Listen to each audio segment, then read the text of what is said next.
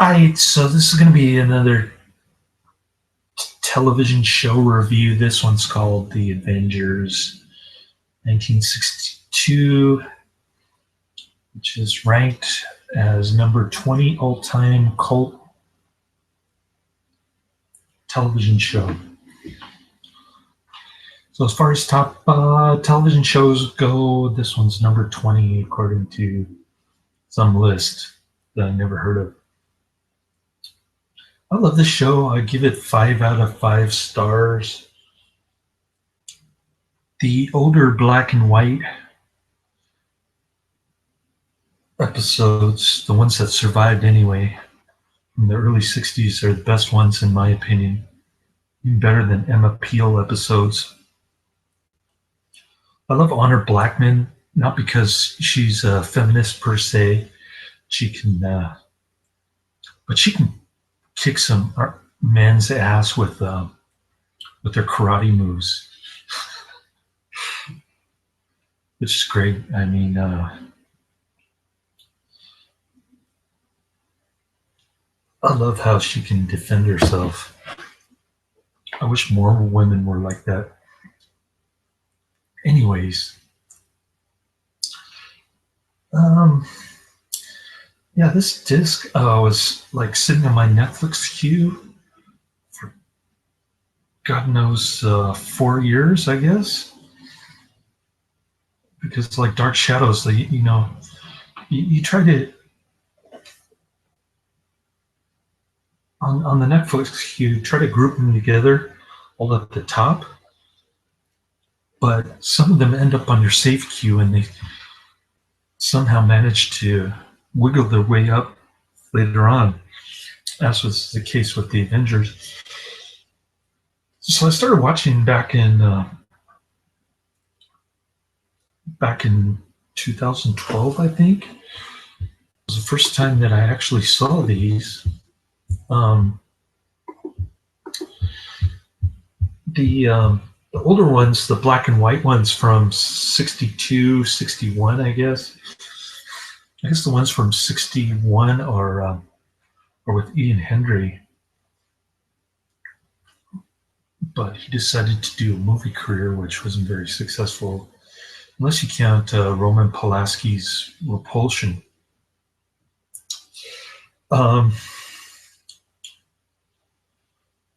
So he was initially Patrick Macnee, John Steed's sidekick, and then there's one called Venus Smith. She's got the hairspray going on, just like Honor Blackman, but her hair is much bigger, and yeah, she's got this interesting little top, kind of scantily clad. Honor Blackman just wears really tight clothes. Looks like a leather outfit similar to Emma Peel later on, but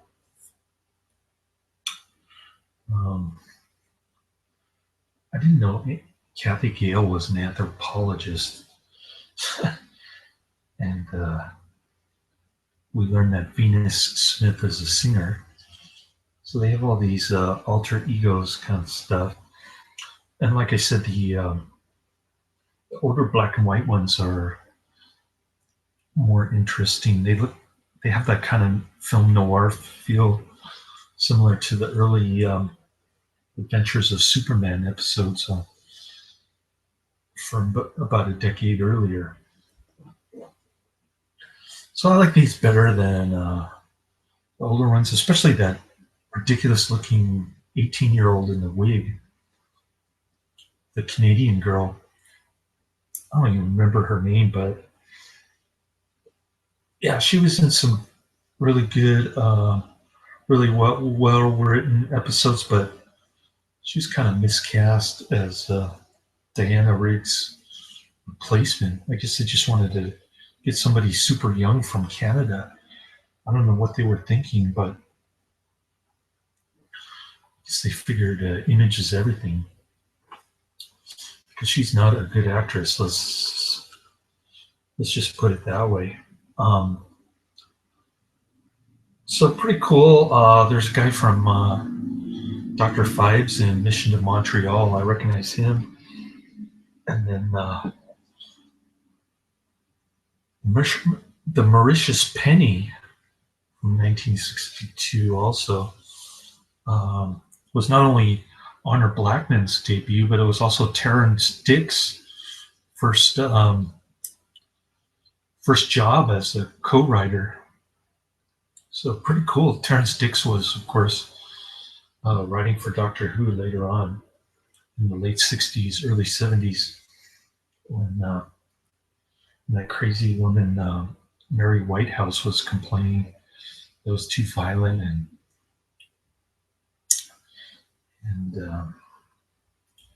Doctor Who's young sidekick had a mini skirt. You could see her panties. It was 1970. What do you expect? I mean, that was the style in 1970.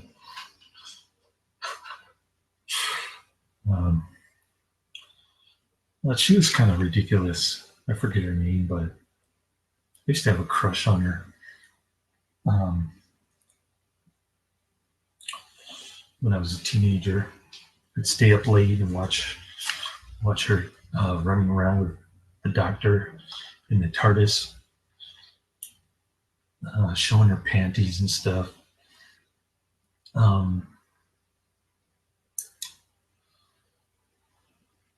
Yeah, even if it was bad reception, I'd go to the cheap little TV upstairs and watch it at 1 o'clock in the morning if I couldn't sleep. Local TV station was it KVEH or KVHK or something, Channel 54, public TV station. Used to air the John Pertwee episodes way late at night. I bet you a bunch of those were written by Terrance Dick, same guy who wrote this episode, The Mauritius Penny. What a name, huh? Just to give you an idea how much it kind of reminds me of the old film noir. Terrance Dick even slipped in some kind of secret fascist group. He's trying to take over New Britain or whatever. That was kind of ridiculous, but it's about what you'd expect from Terrance Dick. I wonder if he wrote those environmentalist Doctor Who episodes like The Green Death. Those are pretty ridiculous too. But it's all in good fun, I guess. It's part of the shtick.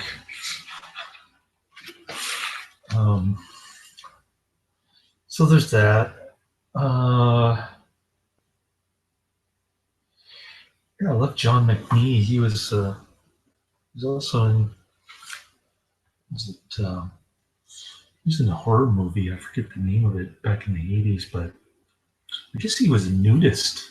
I was reading about him. He wanted to play tennis in the nude and stuff like that.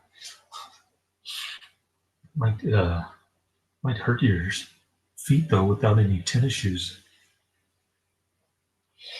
I guess he was a pervert and he was very open about it back in the 60s.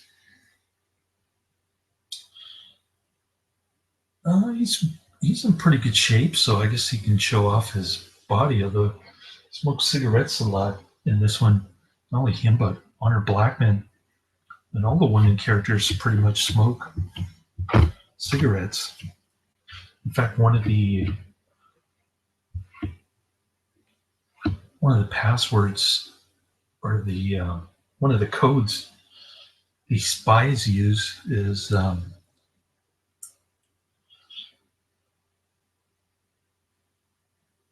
would you like a cigarette? And then the person says, no, I don't smoke in public or something like that. So that's supposed to be the conversation between these spies. I guess Sneed is in charge of spy operation in Britain. And he does similar things to what Superman does. Um, don't ask me how he distracts people when he's in a sticky situation. It's kind of hard to imagine, but he always manages to get out of these sticky situations. I don't know. It's television. You have to suspend your disbelief, I guess. Some of his escapes are just downright hard to fathom. I don't know. But like I said, I love Honor Blackman. She's great. Emma Peel, not so much. And the third Canadian gal, the 18-year-old, forget it. There might be one or two episodes that I really liked. The rest of them were god awful. No wonder they canceled the show.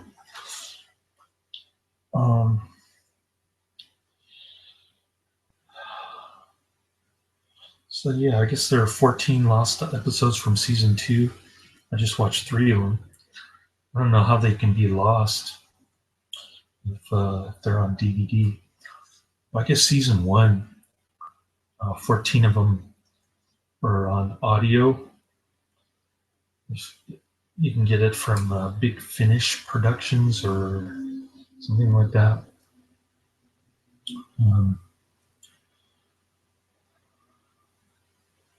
So this show was on ABC, which was I guess not the same as ABC in the United States. It was a sort of like an independent station in Great Britain. What else could I say about this? Yeah, cool show. I hadn't seen it prior to 2012. I guess there was a movie based on this, which I never saw. What else? John Macnee is good. Honor Blackman is good. It's all good. I love this disc. So highly recommended. Check it out. Laters.